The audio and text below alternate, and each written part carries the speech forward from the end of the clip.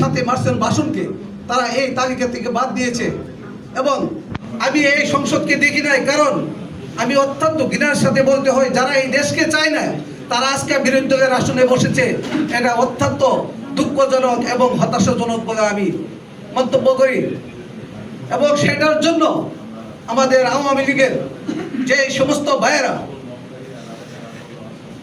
বিভিন্ন পদে মন্ত্রী হয়েছেন, এমপি হয়েছেন, তাদেরকে আমি বলতে চাই, এখন আর বসে থাকার সময় নয়। আপনারা জননেত্রী শেখ হাসিনার ডাকে ঝাঁপিয়ে পড়ুন। আমাদেরকে বাংলাদেশে যেতে হবে, জেল জরিমানা কাটতে হবে, অন্যথায় এই রাজাকারের বাচ্চাদেরকে এই দেশ থেকে উৎখাত করা যাবে না। যেটা আমাদের জাতির পিতা বঙ্গবন্ধু শেখ মুজিবুর রহমানকে শিক্ষা দিয়েছেন। পৃথিবীর ইতিহাসে এমন কোনো নজির নেই যে একটি ব্যক্তি এই দেশ, একটি দেশ স্বাধীন করার জন্য ওনার জীবনের 1/3 সময়, দ্যাট মিনস উনি 16 বছরের মতো সময় উনি জায়গা কাটিয়েছেন।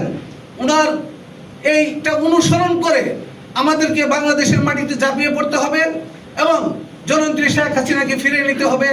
এই সরকারকে এবং জামাত রাজাকারকে বাংলার মাটি থেকে চিরতরে উৎখাত করতে হবে। কারণ তাদেরকে যদি উৎখাত না করা যায়, তাহলে বাংলাদেশে আমাদের থাকা না থাকা সেই কথা যদি না হয়, তাহলে আমাদের এই দেশ থেকে আমাদেরকে চিরতরে আমাদেরকে বিদায় নিতে হবে।